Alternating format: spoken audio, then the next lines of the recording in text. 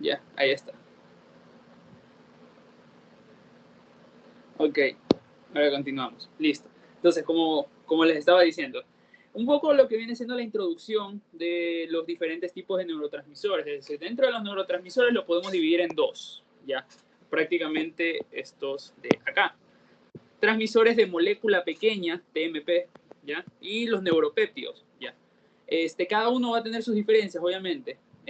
Primero que nada, las diferencias más claras y que deben tener en cuenta clarísimo, que los transmisores de molécula pequeña tienen una acción sumamente rápida e inmediata, en cuestión de milisegundos. Es decir, se secreta a nivel del espacio sináptico, se une a su receptor y en cuestión de milisegundos deja de actuar, ¿ya?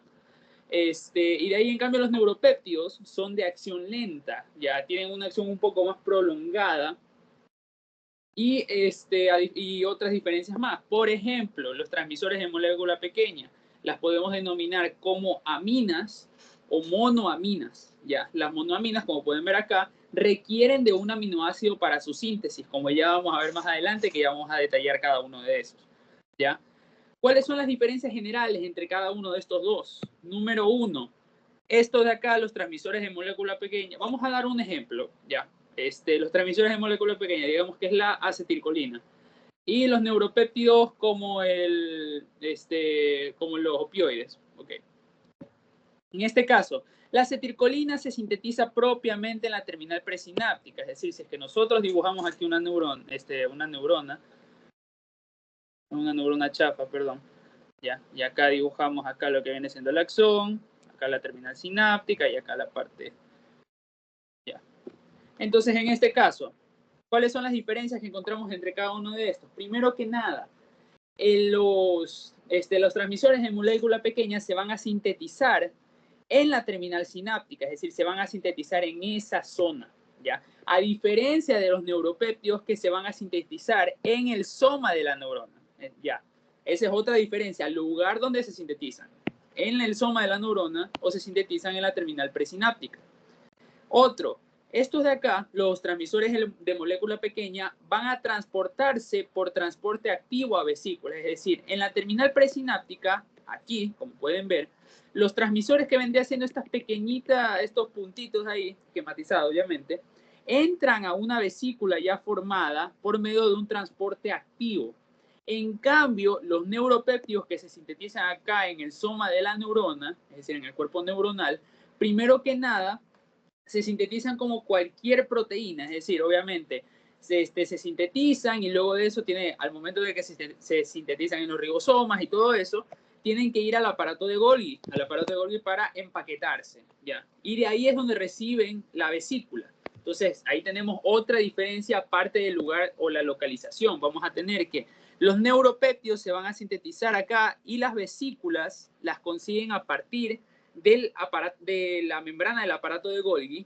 En cambio, los transmisores de molécula pequeña prácticamente se sintetizan acá y la vesícula, es decir, la membrana de las vesículas donde se van a almacenar, vienen propiamente de la membrana de la neurona. ¿Ya? Es básicamente una bicapa lipídica. ¿Ok? En este caso, vamos a tener otras diferencias, como por ejemplo, como ya les mencioné, la liberación ocurre en cuestión de milisegundos, en cuestión de segundos para. Y de ahí, en cambio, la otra, como pueden ver acá, como se sintetizan acá en el soma, tienen que transportarse por todo el largo del axón hasta llegar, obviamente, a la terminal sináptica y liberarse al espacio sináptico, y que esto se transporta con una velocidad de unos cuantos centímetros por día. ¿Ok? Otra cosa también es que acá, como pueden ver acá, las vesículas del aparato de Golgi, es decir, estas de acá, los neuropéptidos que llegan a la terminal sináptica, se liberan acá, estas vesículas prácticamente no se reusan, ¿ya? Es decir, simplemente se libera el contenido y las vesículas desaparecen. A diferencia de los transmisores de molécula pequeña que sí se reciclan, como ya vamos a ver un poquito más adelante, en el que prácticamente se crea por así decirlo, un orificio en la vesícula cuando se pega a la membrana interna de la terminal sináptica, y esto me provoca obviamente de que el neurotransmisor pueda salir al espacio sináptico. ¿Ok? Entonces, estas son generalidades. Propiamente de neuropéptidos, es decir, todo lo general. Ya más adelante vemos detalladamente cada uno de los neurotransmisores. Ahora, ¿cómo es que estos neurotransmisores se liberan al espacio sináptico? Primero que nada, nosotros vamos a tener complejos proteicos a nivel de la terminal sináptica, ¿ya? Vamos a tener proteínas que van a generar o que participan en los distintos pasos para que un neurotransmisor se libere a nivel de la del espacio sináptico. ¿Ya? Como pueden ver acá, estas son todas las proteínas que vamos a encontrar, ¿ya? Aquí hay algunas que son obviamente más importantes y que se pregunta mucho. Hay otras que simplemente se las menciona, pero hay que también tener en cuenta porque puede que salga ahí una pregunta. Entonces, en este caso vamos a tener proteínas en 3 zonas, ¿ok? Como pueden ver acá, lo que hay que tener en cuenta son 3 estructuras también. La vesícula, que es esta de acá, que es en donde se va a encontrar el neurotransmisor. De ahí vamos a tener también los que se encuentran en el citoplasma, ¿ya? Y los que se van a encontrar en la membrana de la terminal sináptica, es decir, en la membrana presináptica se podría decir, ¿ok? Primero que nada, ya sabemos todo esto de cómo es que un neurotransmisor se libera. ¿Qué es lo que primero debe ocurrir para que un neurotransmisor se libere? Obviamente que ocurra un potencial de acción, que viaje a lo largo de todo el axón y llegue hacia la terminal presináptica. En este caso, el voltaje, obviamente, el potencial de acción lo que me va a provocar es la activación de unos canales de calcio dependientes de voltaje que se encuentran en la membrana. Esto lo que me va a permitir es, obviamente, vamos aquí a graficar un calcio. ¿Okay? Esto lo que me va a permitir es que prácticamente el calcio que se encuentra acá entra a la célula. El calcio, una vez que entra a la célula, se va a unir a otra proteína, que es la calmodulina, que es prácticamente, déjenme borrar esto de acá, esta proteína de acá que la vemos en morado. ¿Qué es lo que ocurre? El calcio se une a la calmodulina una vez entra y esto me provoca la formación del complejo calcio-calmodulina, ¿ok? O como pueden ver acá, la CAM-quinasa, la calmodulina quinasa. ¿Esto qué ocurre? Que este va a actuar en la vesícula en una proteína en específica que es esta de acá. Es la sinapsina, ¿ok? ¿Qué es esta sinapsina? Esta sinapsina es una proteína que se encuentra en la vesícula, específicamente esta morada de acá, que lo que hace es anclar la vesícula con el citoesqueleto de la célula, ya en este caso la terminal presináptica. Okay. Entonces, ¿qué me va a provocar este complejo calcio-calmodulina? Actúa en la sinapsina para que se fosforile. Y al momento en el que se fosforila, la vesícula se libera del citoesqueleto. Y luego esta viaja hacia la membrana sináptica, viaja hacia acá, ¿ok? Entonces, de ahí vamos a tener obviamente otras proteínas que también se encuentran en las vesículas, como pueden ser, por ejemplo, la sinaptotacmina. Esta de acá es una proteína que es un sensor de calcio, ¿ya? También tenemos la sinaptobebrina, que esta de acá es la que se lo conoce como el SNARE-B. El SNARE o las proteínas SNARE, que también se lo conoce así, son un complejo proteico que permite el anclaje de la vesícula que contiene el neurotransmisor con la membrana de la terminal presináptica. ¿Ok? En este caso, la sinaptobebrina es la que me participa en ese anclaje. ¿Ya? De ahí vamos a tener otro que es la sinaptoeficina, que me va a permitir crear un poro de fusión con la membrana, y luego la sinapsina 1, que es la que les acabé de mencionar, que es la que me va, esta de acá, que obviamente ya no está así, pero es la que me ancla al citoesqueleto con la vesícula que tienen los neurotransmisores. ¿Ok? Otra cosa, de ahí tenemos en el citoplasma estas dos proteínas, ¿ya? Que la verdad, ténganlas en cuenta, nada más. O sea, sepan qué es, el nombre y lo que hace, nada más. De ahí otras, ¿ya? Como ya habíamos dicho, hay que tener en cuenta 3 estructuras aquí. La terminal, la vesícula, el citoplasma y la membrana de la terminal presináptica. Aquí, ¿qué es lo que vamos a encontrar? Todas estas proteínas de acá. Bueno, esta no, pero vamos a encontrar todas estas proteínas de acá. Como ya habíamos visto, el complejo SNARE, este de acá, se divide en dos. El SNARE-T, que se encuentra en la membrana, este de aquí, y el SNARE-B, que se encuentra en la vesícula, ¿ya? O para que se acuerden rápido y no se estén confundiendo, SNARE-B, B de vesícula, y SNARE-T, T de terminal, ¿ya? Es decir, el SNARE-T se encuentra en la terminal, es decir, en la membrana, y el SNARE-B se encuentra en la vesícula. El SNARE-B compuesto por la sinaptobebrina y el SNARE-T compuesto por estas dos, la sintaxina y el SNAP25, ¿ok? Vamos a tener otras proteínas como por ejemplo la fisofilina. Esta de acá va a interactuar con esta sinaptofisina que ya la había mencionado para formar un poro de fusión. Y este poro de fusión es un pequeño agujero que se forma para que el neurotransmisor salga al espacio sináptico.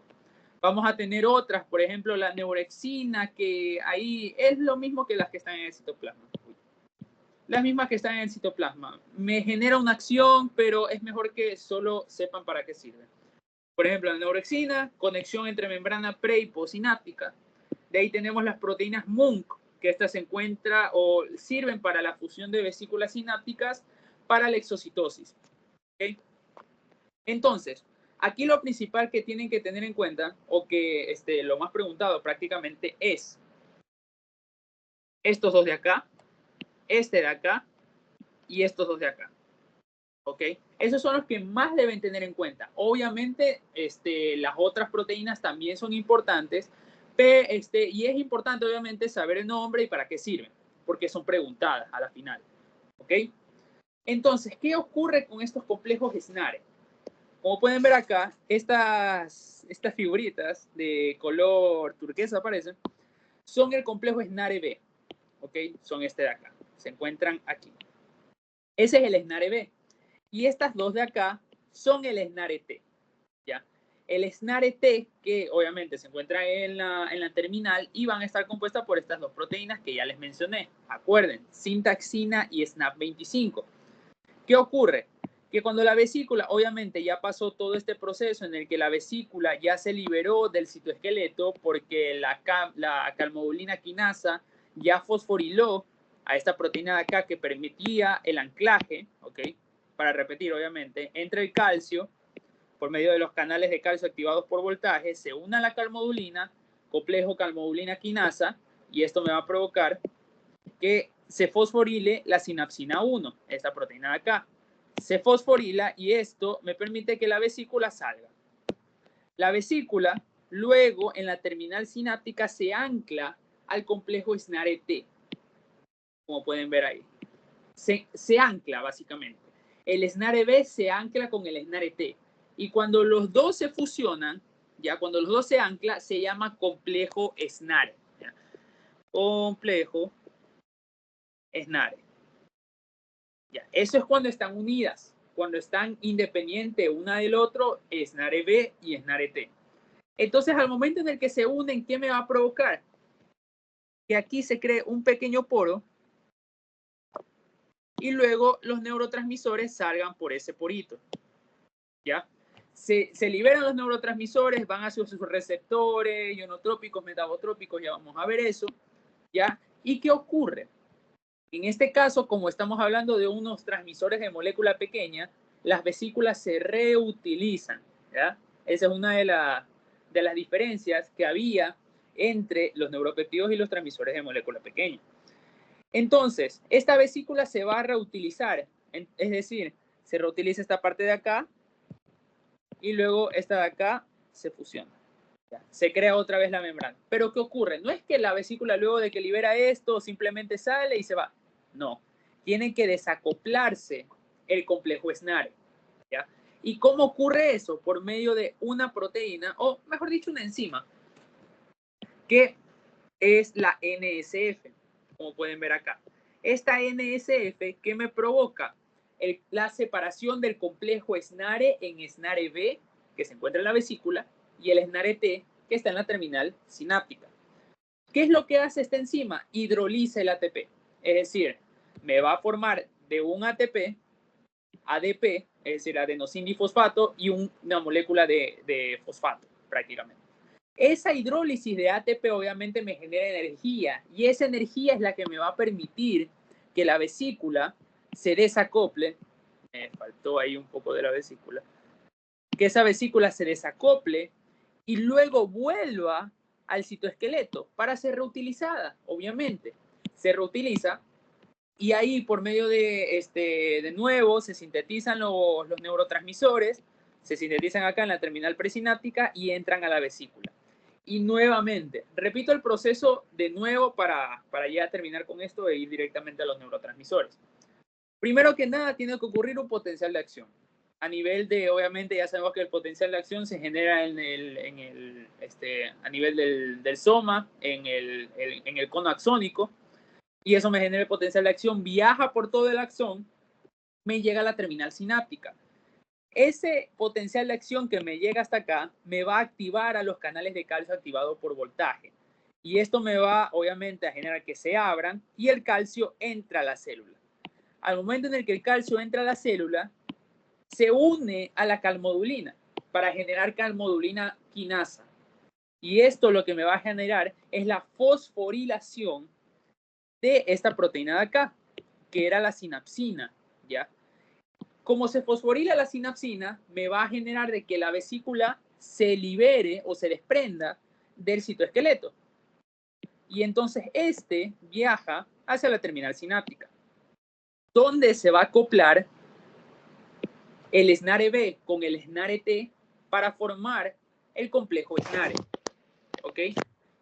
Se forma el complejo SNARE y luego se crea este poro.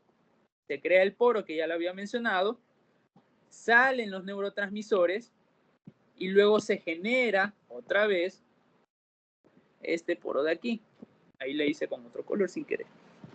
Se genera el poro, se genera o básicamente se reutiliza la vesícula y entonces la NCF entra en acción. La NCF me hidroliza el ATP. ¿Para qué? Me lo hidroliza para desacoplar el complejo SNARE y que todo vuelva a como era antes.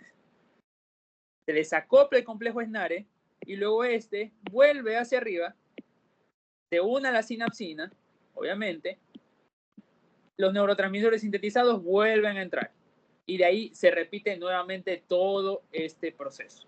¿Ok? Eso es lo que ocurre en la liberación de los neurotransmisores. Ya es importante que se sepan para qué sirve cada una de las proteínas y todo ese proceso, porque es muy preguntado, créanme. Entonces, hasta ahí ninguna pregunta, todo claro, todo, uy, casi ahí. Ningún problema, ninguna pregunta, ninguna duda, queja, nada. Bueno, entonces continuamos ya para los neurotransmisores. Ahora sí, directamente los neurotransmisores. Existen muchísimos, obviamente, ¿ya? Va a depender si es que son neurotransmisores de molécula pequeña o neuropéptidos. Más se estudian a los transmisores de molécula pequeña en este momento. Y los neuropéptidos se los menciona, pero yo les voy a decir solo lo más importante, lo que deberían tener en cuenta y con lo que prácticamente, repito, lo más importante. Vamos a empezar primero con uno de los neurotransmisores más abundantes del sistema nervioso, que es el glutamato. El glutamato es un transmisor excitador, solo excita, no inhibe ni nada, es excitador en el sistema nervioso central, tanto en el encéfalo como en la médula espinal, del tronco del encéfalo ya, ¿ok? Esto de acá, o bueno, antes de entrar, es muy importante que se sepan el neurotransmisor, qué es lo que hace, cómo se sintetiza, dónde actúa y qué es lo que ocurre si es que se activan los receptores de este neurotransmisor y nada más. Solo eso, ¿ok? Entonces empezamos con el glutamato. Como ya les había dicho, es un transmisor excitador por excelencia. Solo provoca excitación, ¿ok? La síntesis, ¿cómo es que se sintetiza el glutamato? El glutamato se sintetiza por medio del alfa-cetoglutarato, que si es que mal no se acuerdan, cuando vieron bioquímica, es uno de los intermediarios metabólicos que se encuentran en el ciclo de Krebs. Entonces el alfa-cetoglutarato, ¿qué es lo que me provoca para que se transforme en glutamato? Esta enzima de acá. La GABA transaminasa me provoca que el alfa-acetoglutarato se transforme en glutamato, que es el neurotransmisor, y una molécula de agua. Esta acción es reversible, es decir, la GABA transaminasa me genera el alfa-acetoglutarato en glutamato y agua, y el glutamato y agua en alfa-acetoglutarato. Cualquiera de las dos vías. ¿Ok? Eso es cómo se sintetiza. Otra cosa también es que, como pueden ver acá, una vez que el glutamato se libera a nivel de la terminal del espacio sináptico, perdón, este obviamente tiene que ser recaptado, porque los transmisores de molécula pequeña, la mayor cantidad se recapta y se lo reutiliza. ¿Ok? El glutamato puede ser recaptado, o bueno, se recapta primero hacia las células de la glía, que son las células de soporte del sistema nervioso central. Entonces se liberan acá estos neurotransmisores, es decir, el glutamato, y las células de la glía que se encuentran en los alrededores recaptan el glutamato, lo atrapan para recaptarlo. ¿Y qué es lo que ocurre? El glutamato se transforma en glutamina por medio de esta enzima de acá. Glutamina sintetasa, perdón. Y luego esta que está en la célula de la glía, recuerden, estamos acá. ¿Okay? Luego este de acá pasa hacia la terminal presináptica para transformarse de nuevo en glutamato por medio de esta de acá, la glutaminasa. ¿Ok? De glutamato a glutamina y de glutamina a glutamato nuevamente. ¿Ok? Y de ahí vamos a tener que, obviamente, estos transmisores que se encuentran acá, no es que entran a la célula porque entran porque sí, porque les gusta, no. Porque hay transportadores que me permiten de que estos entren a la célula, como son todos estos de acá, ¿ya? EAT1, 2, 3, 4 y 5, ¿ya? Y este de acá es un cotransportador sodio-glutamato, es decir, es un transportador que me permite la entrada de sodio y la entrada de glutamato a la célula, ¿ok? Es un transporte activo, prácticamente. No, un transporte pasivo. Entonces, esto de acá, la verdad, no es necesario que se lo aprendan, ¿ya? Pero ténganlo en cuenta por si acaso, ¿ok? Esto es todo lo de la síntesis y la recaptación, ¿ok? Es prácticamente el glutamato se libera, se recapta en la glía, se libera acá, se recapta en las células de la glía, vuelve a la terminal presináptica y nuevamente, y nuevamente, y nuevamente, y nuevamente, y así es. ¿Ya? Terminado esto, ahora vamos con los receptores, ¿ok? ¿Cuáles son los receptores que encontramos? Los receptores que tiene el glutamato. Vamos a encontrar dos, los ionotrópicos y los metabotrópicos. Ionotrópicos ya sabemos que son receptores que son canales iónicos, por lo que al acoplarse al neurotransmisor se activan y me permite obviamente la entrada de cualquiera de los iones que se encuentran en los, dependiendo si es de sodio, si es potasio, si es calcio, si es cloro, etc. ¿No? Dentro de los ionotrópicos tenemos estos tres: AMPA, kainato y NMDA. ¿Ok? Todos son excitadores, obviamente. Recordemos que el glutamato es exclusivamente excitador. ¿Ya? Estos dos de acá me permiten entrada de sodio y salida de potasio. ¿Ok? Es un cotransportador prácticamente, ¿ya? Se activan estos acá, es decir, el neurotransmisor, el receptor que encontramos acá, se une el glutamato al receptor, entra sodio y sale potasio, ¿ya? Obviamente, ¿esto qué me va a provocar? Que la célula se despolariza, ¿ok? De ahí vamos a tener el otro, que es el NMDA. Este de acá me permite la entrada de sodio y de calcio. Este de acá es entrada de sodio, la entrada de sodio, salida de potasio, y este de acá es entrada de calcio y sodio. ¿Ya?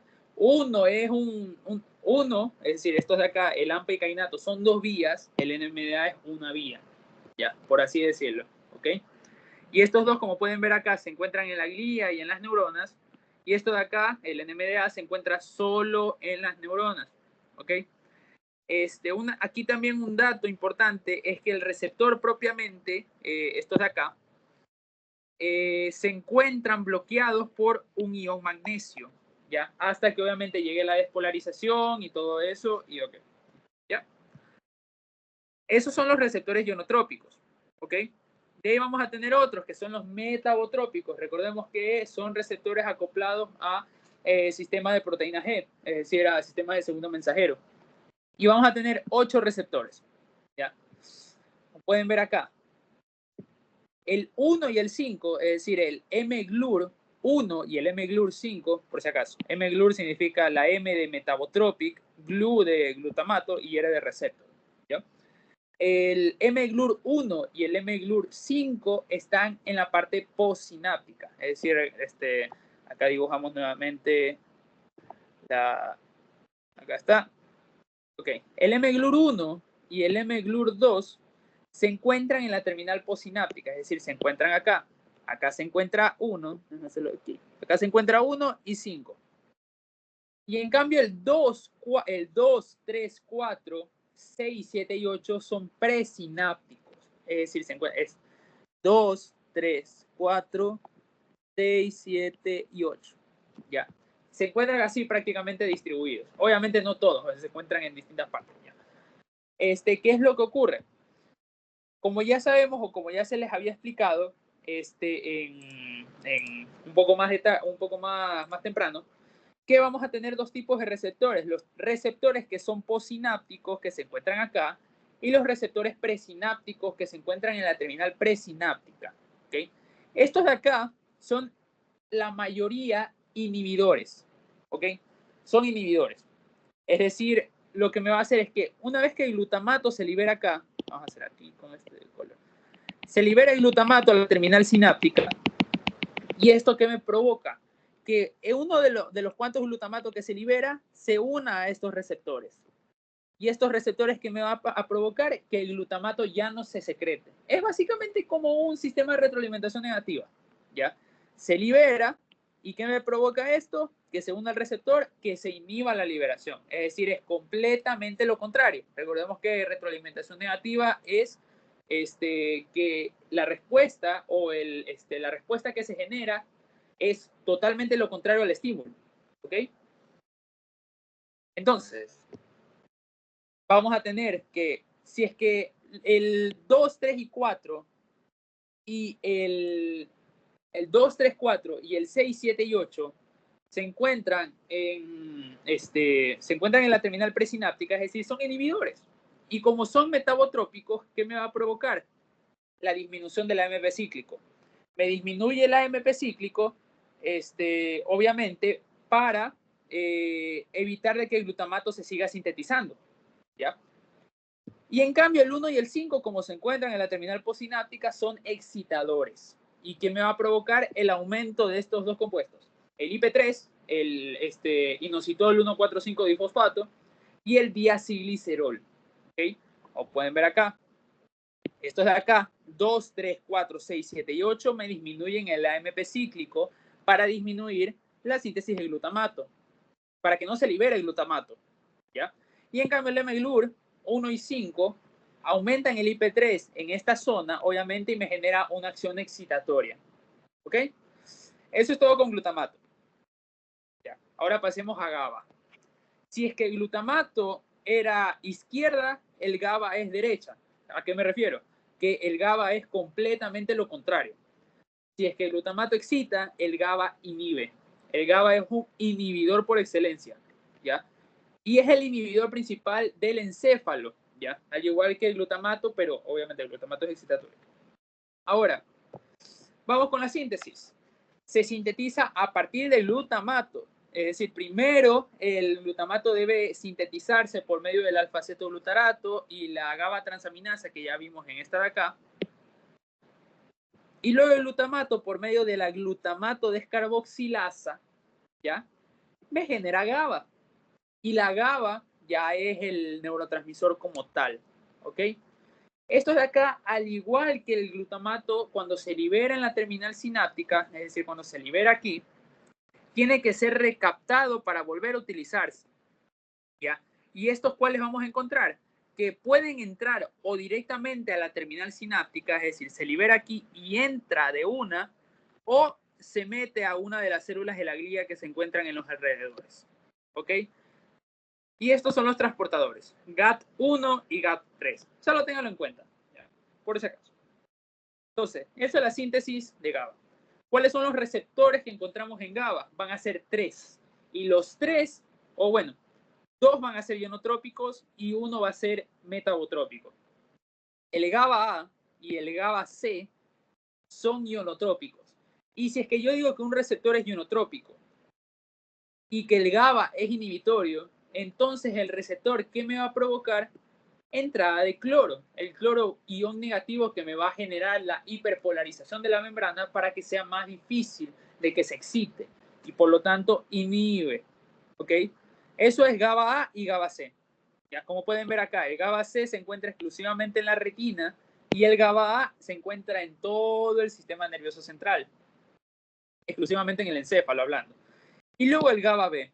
El B, el que se encuentra en medio de los dos, es metabotrópico y usa proteína C. Obviamente, si es que es metabotrópico, acoplado a proteína C. ¿Y esto que me va a provocar? Inhibir la penetración tanto de potasio como de calcio adentro de la célula. Y obviamente sea mucho más difícil de que se despolarice. ¿Ok? Esto es todo con GABA. Y ya. Esto es prácticamente GABA. Lo más importante que deben entender. ¿Ok? Inhibidor, cómo se sintetiza a partir del glutamato, qué enzima la transforma en GABA y los receptores. Y ya. Y otra cosa importante es que el glutamato, si es que se encuentra en los líquidos corporales, se lo denomina aminobutirato beta. Prácticamente lo mismo, pero con otro nombre. ¿Ya? Un datazo por ahí, un datazo tirado al aire. Ok. Ahora, siguiente, la glicina. ¿Ya? La glicina es mixta, ¿ya? Es decir, me inhibe y me excita dependiendo de la zona en la que se encuentra. ¿Por qué? La glicina me inhibe en la médula y me excita en el cerebro, es decir, en el encéfalo. Ya. Los receptores prácticamente son los mismos que el glutamato. Se puede unir a los receptores del glutamato, es decir, al NMDA, al AMPA y al kainato.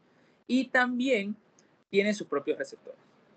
GLI-R, Glycine Receptor, ¿ok? Que puede ser o GLI-A o GLI-B, ¿ya? ¿Qué es lo que ocurre? O lo más importante de aquí, aparte de la síntesis, es que, como ya les había dicho, es uno de los cuantos transmisores de molécula pequeña, se sintetiza a partir de la serina. La serina, que no se menciona la enzima que me provoca la síntesis a glicina, se sintetiza glicina y es lo mismo que les había mencionado, se recapta hacia las células de la glía o hacia la parte de la terminal sináptica directamente. Si es que es hacia la glía, se transporta a partir del GLIT1, ¿ya? Como pueden ver. Este GLIT1 prácticamente es un cotransportador de sodio, cloro y glicina, ¿ya? Me mete 2 de sodio, me mete 1 de cloro y me mete la glicina a las células de la glía. En cambio, en la terminal sináptica tenemos al GLIT2, que estos, obviamente, me mete 3 de sodio, 1 de cloro y la glicina como tal, ¿ya? Prácticamente lo mismo, solo que acá se le añade un sodio. Nada más. De ahí está todo perfecto. Otra cosa también es que la glicina, esto lo van a ver más adelante o lo van a detallar más en reflejos medulares, pero la glicina se encuentra o se libera en unas células que se encuentran en el asta anterior de la médula espinal, que son las células de Renshaw. ¿Okay? Las células de Renshaw son prácticamente células, como pueden ver acá, si es que nosotros aquí dibujamos rápidamente una médula, ya, aquí la sustancia gris, está fea, pero bueno, ya.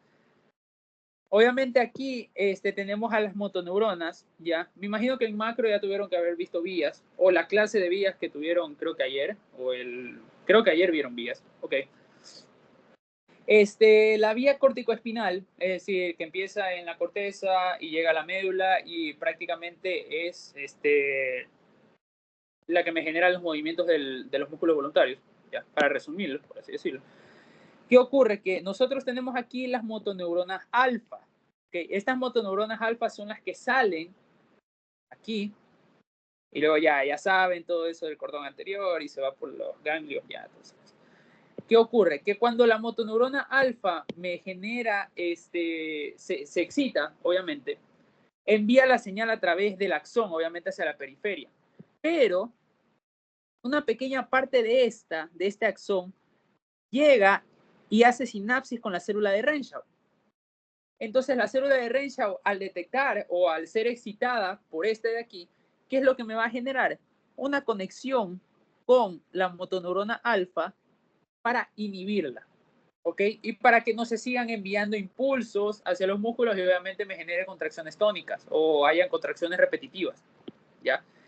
Ese neurotransmisor, la glicina, es el que se libera aquí y el que me permite que la motoneurona alfa, en este caso, no trabaje, deje de trabajar y se dejen de enviar impulsos hacia la periferia o hacia el músculo esquelético prácticamente, ¿ya? Otra cosa también, un datazo tirado por ahí, es que el Clostridium tetani, es decir, el que me provoca el tétano, esta bacteria de acá libera una neurotoxina que lo que me provoca es que, en resumidas cuentas, que la célula de Renshaw, al liberar la glicina, no pueda actuar la glicina en la motoneurona alfa. Entonces, como la glicina no puede actuar en la motoneurona alfa, esta va a seguir excitada y va a seguir enviando impulso, impulso, impulso hacia el músculo al que obviamente va. Y esto es lo que me genera la tetanización. La contracción es las contracciones clónico-tónicas, no sé cómo se llama, la verdad. Pero, ajá, eso es un datazo que les va a servir más adelante y para que tengan en cuenta de que la glicina en la médula espinal es inhibitoria. ¿Ok? Ahora sí, vamos con los transmisores más pepas, se podría decir. Primero vamos con la acetilcolina. La acetilcolina ampliamente encontrada en el sistema nervioso periférico, ¿ya? Y que me genera excitación en algunas partes e inhibición en otras. Recordemos que la acetilcolina es propiamente del sistema o forma parte del sistema parasimpático. Y recordemos que el sistema parasimpático es parte del sistema nervioso autónomo que se encarga prácticamente de estimular la motilidad gastrointestinal y de cuando estamos relajados, ¿ya? Es decir, no me produce taquicardia, no me produce taquipnia, disminuye todos estos valores, disminuye todo prácticamente y me estimula la función gastrointestinal. Entonces, ¿dónde podemos encontrar la acetilcolina? En la unión neuromuscular. Ya, recordemos que ahí la unión neuromuscular se libera la acetilcolina, se une a su receptor, me genera despolarización del músculo y contracción muscular. También donde vamos a encontrar en el sistema nervioso autónomo. Esto lo van a ver cuando ya vean el sistema nervioso autónomo propiamente, pero se encuentra en las neuronas preganglionares y las neuronas parasimpáticas postganglionares. Solo tengan en cuenta eso. Ya. Eso no es necesario que lo tengan, que eso lo ven ya después en el sistema nervioso autónomo. ¿Ok? Y otras zonas que se encuentran ahí, por ejemplo, algunas neuronas simpáticas, es decir, algunas neuronas que forman parte del sistema simpático pueden liberar acetilcolina, ¿ya? También se encuentran en todos los nervios que salen del sistema nervioso central y en el complejo proencefálico basal, ¿ya? X. ¿Cómo se sintetiza la acetilcolina? Esto es un ciclo, ¿ok? La acetilcolina se sintetiza a partir de dos cosas. La acetil-CoA y colina, ¿ya? Estas dos se unen por medio de la colina acetiltransferasa para generar acetilcolina. Esta acetilcolina luego va a tener que entrar, obviamente, a una de las vesículas que se encuentran en la terminal sináptica, obviamente para empaquetarse y que ésta pueda liberarse, prácticamente hacia el espacio sináptico estoy hablando. ¿Ok? La acetilcolina se mete aquí, luego va hacia la terminal sináptica, es decir, hacia la parte de acá, y luego la acetilcolina se libera al espacio sináptico. En el espacio sináptico vamos a encontrar otra enzima, que es la acetilcolinesterasa. Esta enzima me degrada la acetilcolina en colina y acetato, ¿ya? Esta acetilcolinesterasa me degrada la acetilcolina, obviamente, para que deje de actuar. La acetilcolina, una vez se disocie, ya no actúa porque ya no es acetilcolina. Entonces, la acetilcolina nuevamente, entonces, ¿qué ocurre con el acetato? Se va por ahí, al tejido intersticial o por las células de la glía o lo que se encuentra en los alrededores. La colina se la reutiliza. La colina, entonces, ¿qué ocurre? Es que la colina luego tiene que volver a entrar hacia la terminal presináptica y ocurre por medio de un transportador, ¿ya? Es un cotransportador sodio-colina. Es decir, me mete sodio y me mete colina, ¿ya? Y luego la colina entra a la terminal sináptica, se une a un acetilcoenzima A por medio de la colina acetiltransferasa para generar acetilcolina. Se mete a la vesícula, se libera al espacio sináptico la acetilcolinesterasa actúa, me genera colina y acetato, y luego la colina nuevamente vuelve a entrar a la terminal sináptica, se une con acetilcoenzima A y sigue y sigue. Es un ciclo prácticamente. ¿Ok? Eso es con la síntesis. ¿Ya? Ahora vamos con los receptores. Estos sí son algunos. Sí son algunos prácticamente. ¿Qué es lo que vamos a encontrar? Es que los receptores de acetilcolina las podemos dividir en dos. Los receptores colinérgicos muscarínicos y los nicotínicos. Muscarínicos o nicotínicos. ¿Ya? Los muscarínicos son metabotrópicos. ¿Ya? Y los nicotínicos son ionotrópicos. ¿Ya? Primero hablemos de los nicotínicos, que es lo más cortito. Los receptores colinérgicos nicotínicos se van a encontrar en dos zonas. En el músculo estriado y en los nervios simpáticos. ¿Ya? Para mencionarles así, para que tengan en cuenta algo, es que el sistema nervioso periférico, obviamente, tenemos neuronas preganglionares y neuronas postganglionares. ¿Ya? Todas las neuronas que salen del sistema nervioso central, dependiendo si es un ganglio simpático o parasimpático, me libera acetilcolina. ¿Ya? Acetilcolina. Y acetilcolina. ¿Ya? Recordemos que en el sistema nervioso autónomo, las fibras que van a ir hacia los ganglios simpáticos son más cortas que los que van a ir hacia los ganglios parasimpáticos. ¿A qué me refiero? Vamos a hacer de nuevo todo, ya, para dar una explicación rápida. Nosotros tenemos el sistema nervioso central aquí. Déjenme dibujar rápidamente un cerebro. ¿Cómo era esto? Ahí. Un cerebro chafa, me parece una galleta de la suerte. Ya tenemos la médula. ¿Okay? Es muy bonito, pero es esquemático. ¿Qué ocurre? Nosotros tenemos ganglios. Recordemos que el conjunto de núcleos de neuronas que se encuentran en la periferia se conocen como ganglios. Los que se encuentran en el sistema nervioso central se los conocen como núcleos. ¿Ok? Entonces, vamos a tener ganglios simpáticos y la parte parasimpática. Los ganglios simpáticos prevertebrales, o como le quieran llamar, se encuentran prácticamente afuerita de la médula espinal. ¿Ya?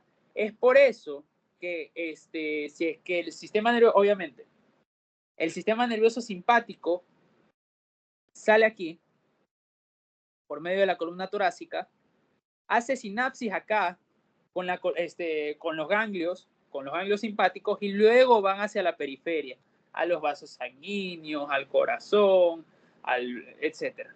¿Okay? En cambio, el sistema nervioso parasimpático sale, obviamente, y va directamente, por ejemplo, al estómago. Ya, dibujamos aquí un estómago medio chafa. Va al estómago, en este caso va a los plexos, que ya eso ya lo tuvieron que ver. Y aquí es donde me excita, aquí es donde hay la sinapsis, ¿ya? Y acá es donde hay la otra sinapsis. Y aquí mismo hay otra sinapsis. Entonces aquí vamos a encontrar dos estructuras, ¿ya? La neurona preganglionar, lo voy a hacer con esta de acá. La neurona preganglionar y la neurona postganglionar. ¿Ya?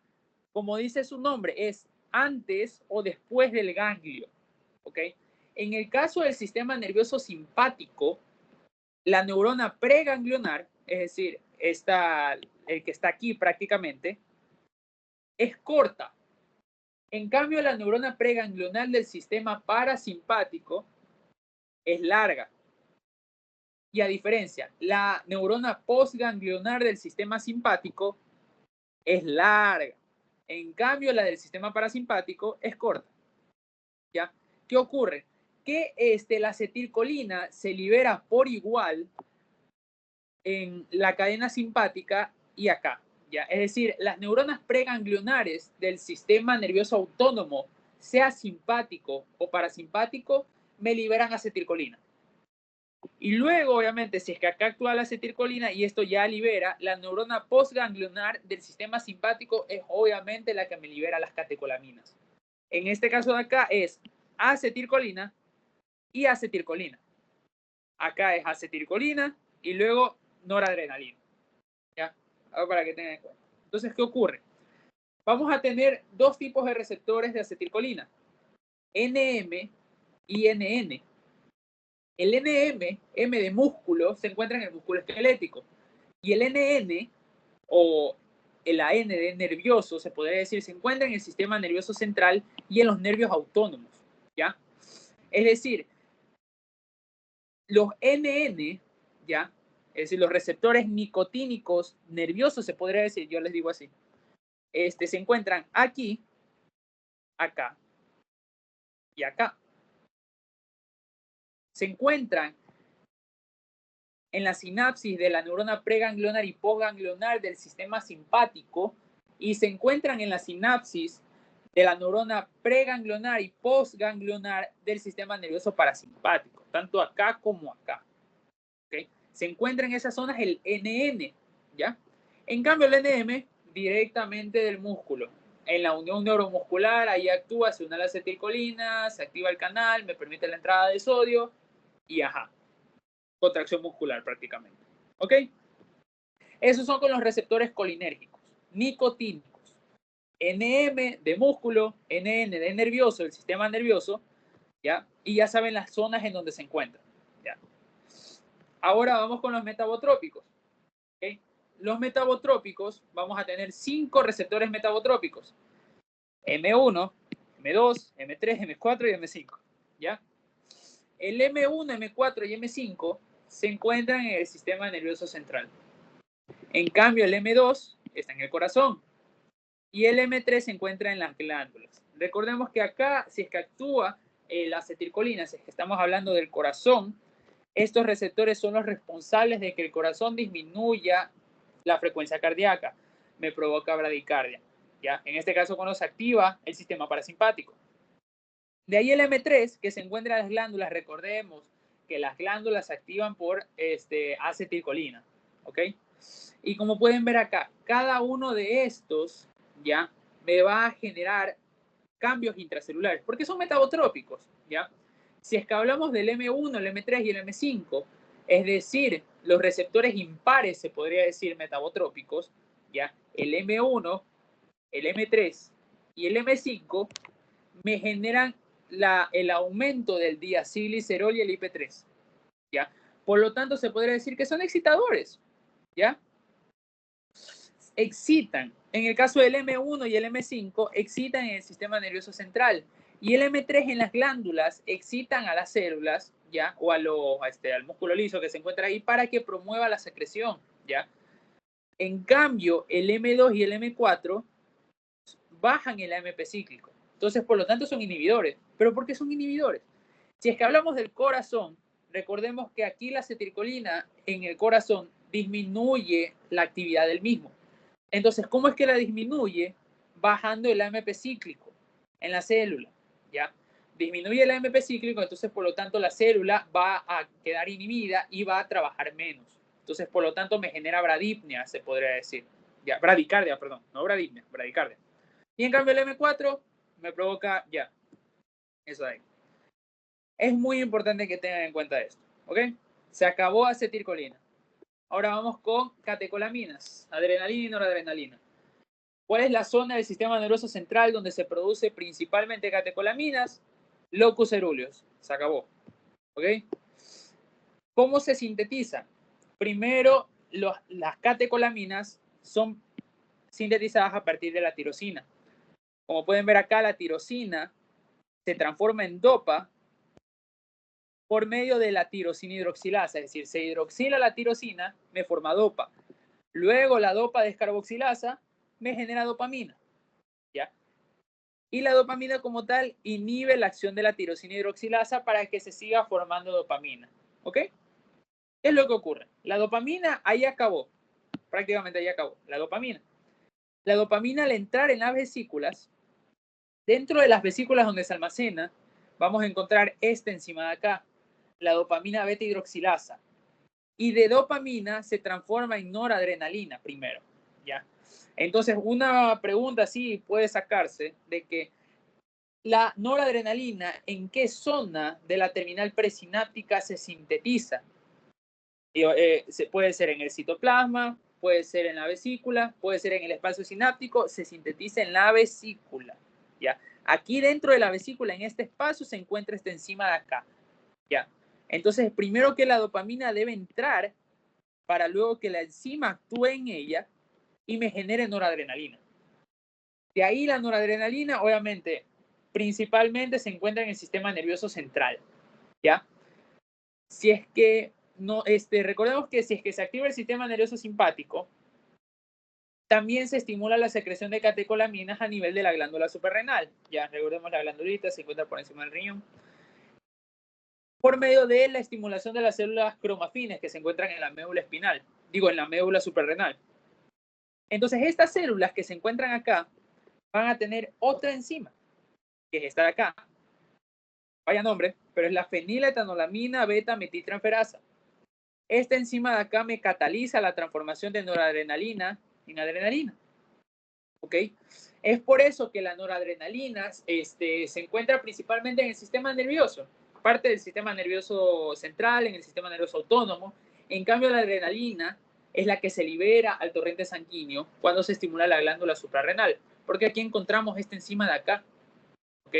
Como les había dicho anteriormente, el sistema nervioso simpático, digamos que este es el sistema nervioso central, ¿ya? Sale del sistema nervioso central, se estimulan las cadenas simpáticas, obviamente, y de aquí sale unos nervios que van a la médula suprarrenal. Aquí en la médula suprarrenal, se estimula las células cromafines para que, obviamente, aquí se libera la noradrenalina. Se libera noradrenalina, ¿ya? Adrenalina. Pero porque se encuentra esta enzima de acá, la feniletonolamina beta-metiltransferasa, es que esta noradrenalina se transforma en adrenalina y es la que se libera al torrente sanguíneo. ¿Ok? Una vez que se libera el torrente sanguíneo o se encuentra en la terminal sináptica, es que esta se debe reutilizar, o básicamente se podría decir que se inactiva por medio de estas por medio de estas dos enzimas. La COMT, que es la catecol o metiltransferasa, que es el que está acá, y la MAO, que es la monoaminoxidasa. ¿Ok? Estas acá, dependiendo de cuál transforme o cuál actúe, es que se transforma en un compuesto. Por ejemplo, si es que la adrenalina y la noradrenalina actúa primero el COMT, se transforma en metanefrina y en normetanefrina respectivamente. En cambio, si es que actúa la MAO, la monoaminoxidasa, se transforma en este compuesto de acá, el dihidroxifenilglicolaldehído. Y ocurre lo reversa. Si es que primero actúa la COMT, ahora actúa la MAO. Y si es que primero actúa la MAO, ahora actúa la COMT. Y todos van a terminar en una vía común, que es la formación de ácido vanillil-mandélico. Perdón, está mal escrito. Ácido vanillil-mandélico. Y este es el que, se secreta en la orina, prácticamente. ¿Okay? Es un metabolito de excreción. ¿Ya? ¿Cuáles son los receptores de las catecolaminas? Vamos a tener receptores alfa-adrenérgicos y receptores beta-adrenérgicos. Los alfa-adrenérgicos tienen más afinidad por la noradrenalina y los beta-adrenérgicos por la adrenalina. ¿Ya? Lo contrario prácticamente. ¿Ok? Todos los receptores de catecolamina son metabotrópicos. No hay ninguno que es ionotrópico. ¿Ok? Aquí, como pueden ver, son estos receptores que encontramos. Receptores alfa-1 es excitador. ¿Ya? Se encuentra acoplado a proteína C, que prácticamente me moviliza el calcio para activar la proteína sinasa C. ¿Ya? Estos receptores alfa-1 se encuentran en el músculo cardíaco. ¿Ya? Y para que tengan una idea, como para mentalizarlo o para relacionarlo, es que como este está acoplado a proteína C y me permite movilizar el calcio adentro de la célula, es músculo cardíaco. Si es que yo meto calcio al músculo, me provoca la contracción. Entonces, por lo tanto, me estimula. Es por eso que la adrenalina tiene este efecto, gracias a este receptor, al alfa-1. ¿Ok? Ese es el alfa-1. El alfa-2 es inhibitorio, en cambio. ¿Ok? Estos se encuentran en el sistema nervioso central y en los islotes pancreáticos, ya los islotes de Langerhans, quieren llamar. Estos están acoplados a proteínas G y me disminuye el AMP cíclico. Es inhibitorio y aumenta la actividad de los canales de potasio para hiperpolarizar más de allá la membrana y evitar de que estos se exciten. De ahí tenemos los receptores beta. Estos de acá, obviamente, acoplados a proteínas G y estos son excitadores, ¿ya? o me estimula, o prácticamente ¿qué me hace? El aumento del AMP cíclico. ¿Ok? Vamos a tener que los beta 1 se encuentran en esta zona, en el corazón y en las células yuxtaglomerulares. ¿Ok? De ahí los beta 2 se encuentran tanto en el músculo liso bronquial como en el músculo esquelético. Y el beta 3 se encuentra en el tejido adiposo. ¿Ok? Y eso es prácticamente todos los receptores de las catecolaminas. Para que tengan relación. Beta 1 excita, obviamente, en las células yuxtaglomerulares, se encuentran en el riñón, obviamente. El tejido adiposo para provocar lipólisis, ya que se degrade la grasa, prácticamente el tejido adiposo. Músculo liso bronquial para que me provoca broncoconstricción, músculo esquelético y ya. ¿Okay? Eso es todo con los receptores de catecolaminas. Ahora vamos con la dopamina. ¿Okay? La vía de síntesis es la misma que habíamos hablado de las catecolaminas. Tirosina hidroxilasa, dopa. Dopa descarboxilasa, dopamina. Pero ¿qué ocurre? La dopamina luego no entra a la vesícula, ¿ok? Se mete a otra, como no entra a la vesícula, prácticamente no puede actuar la enzima que habíamos mencionado acá, la dopamina beta hidroxilasa. Entonces, como no actúa esa enzima, la dopamina no pasa a ser noradrenalina y se queda en dopamina, ¿ok? Esta de acá, prácticamente tiene estos receptores de aquí. Los receptores son similares a D1 y similares a D2. O sea, no pudieron ponerle un nombre más creativo. Ambos son metabotrópicos, como el de las catecolaminas, como el de la noradrenalina y adrenalina. Y las similares a D1 vamos a tener D1 y D5. Y los similares a D2, D2, D3 y D4. ¿Ya? Así está en la literatura. No pudieron inventarse un nombre más llamativo de los receptores. ¿Ok? Estos dos de acá aumentan el AMP cíclico, por lo tanto son excitadores.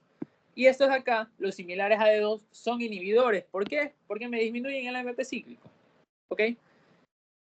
También pasan por la misma transformación que habíamos hablado de la catecolometiltransferasa y la monoaminoxidasa. Solo que la adrenalina y la noradrenalina, como metabolito de excreción, ¿ya? Es el ácido vanillilmandélico. En cambio, este de acá, el de la dopamina, es el ácido homovanílico, ¿ya? Es muy importante que sepan eso, ¿ya? Ácido homovanílico, metabolito de excreción de la dopamina, ácido manillilmandélico, metabolito de excreción de, de la noradrenalina y la adrenalina, ¿ok? Eso es todo lo de dopamina, lo más importante, la verdad. Ahora vamos con la serotonina. La serotonina, que también se la menciona como el 5-hidroxitriptamina, absolutamente lo mismo, ¿ya? ¿Dónde se puede encontrar aparte de ser un neurotransmisor? Se encuentra en las plaquetas. ¿Las plaquetas para qué? Recordemos la cascada de la coagulación, que al inicio las plaquetas liberan este contenido que tienen ATP, tienen serotonina, tromboxano A2, y la serotonina es la que me promueve la vasodilatación. De ahí tenemos el plexo mientérico que se encuentra a nivel del sistema digestivo y obviamente me lo estimula. Y también se encuentran las células cromafines. ¿Ok? Dentro de la síntesis vamos a tener que se sintetiza a partir del triptófano. ¿Ya? El triptófano luego se transforma en 5-hidroxitriptófano por medio de la triptófano hidroxilasa. La enzima dice su nombre, triptófano hidroxilasa, me hidroxila el triptófano y me genera 5-hidroxitriptófano. Luego aquí tiene esta enzima que tiene un nombre medio raro también, L-aminoácido aromático descarboxilasa, y esta es la que me transforma de aquí en la serotonina. ¿Ok? Una cosa también importante es que la MAO, la monoaminoxidasa, que también la habíamos mencionado anteriormente con las catecolaminas, me va a convertir la serotonina en ácido 5-hidroxiindolacético. ¿Ok? Con respecto a los receptores, vamos a tener que los receptores se van a denominar 5-HT. Recuerdo, 5-hidroxitriptamina, 5-HT, 5-H de hidroxi, T de triptamina. ¿Ok? Y van a ser prácticamente estos acá. Todos son metabotrópicos, todos están acoplados a proteína G. excepto el 5-HT3. El 5-HT3 es ionotrópico. ¿Ok? Y de ahí vamos a tener 5-HT1, HT2, HT3, HT4, HT5, HT6 y HT7. ¿Ok?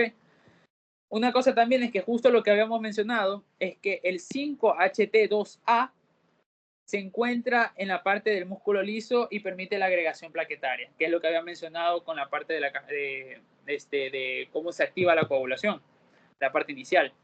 El 5-HT3 se encuentra en el aparato digestivo y también se encuentra en la zona postrema, es la que me provoca o está relacionada al vómito, ¿ya? El 5-HT4 se encuentra en el aparato digestivo y me promueve la secreción del peristaltismo, es decir, me estimulan al sistema gastrointestinal, ¿ok? Y ya, eso es lo más importante. Ahora, con la histamina, este también es otro neurotransmisor. Con respecto a la síntesis, viene de la histidina. La histidina, por medio de esta enzima, o prácticamente ocurre una descarboxilación, no se menciona la enzima, me provoca la histamina. La histamina obviamente es la que me genera la acción. ¿Cuáles son los receptores? Son estos de acá, H1, H2, H3 y H4. Facilito. El H1 es excitador porque me aumenta el IP3 y el diacilglicerol. El H2 también es excitador, aumenta el AMP cíclico. De ahí estos también, el H3 y el H4, son presinápticos y el H4 está en el sistema inmune. Prácticamente eso es lo más importante, lo único que deberían saber. Ahí tenemos el aspartato, que es el último que vamos a ver de los transmisores de molécula pequeña, que prácticamente tiene los mismos receptores que el glutamato, AMPA, kainato y NMDA, y es excitador, absolutamente lo mismo. Con respecto a la síntesis, es que el glutamato es requerido para la síntesis de aspartato, pero obviamente siempre y cuando está de acá. El glutamato y el oxalacetato, gracias a estar acá, se transforman en alfa-cetoglutarato y aspartato. ¿Ok? Prácticamente esa conversión.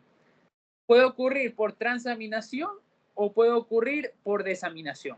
Y aquí ocurre es que la aspargina, por medio de una enzima que me quita un grupo amina, me genera el aspartato. ¿Ok? Son con respecto a la síntesis. Los receptores, lo mismo. AMPA, kainato, NMDA, ya sabemos que todos son ionotrópicos, son excitadores. Estos acá me permiten la entrada de sodio, la salida de potasio, y este NMDA me permite la entrada tanto de sodio como de calcio. Ahora con los neuropéptidos, ya para acabar, este facilita, porque, o sea, yo tengo aquí lo que más debería importar, o sea, lo más importante, lo que deberían tener en cuenta. Como ya sabemos, los neuropéptidos, transmisores de molécula pequeña, como ya saben, ya sabemos las diferencias con los transmisores de molécula pequeña. ¿Qué ocurre?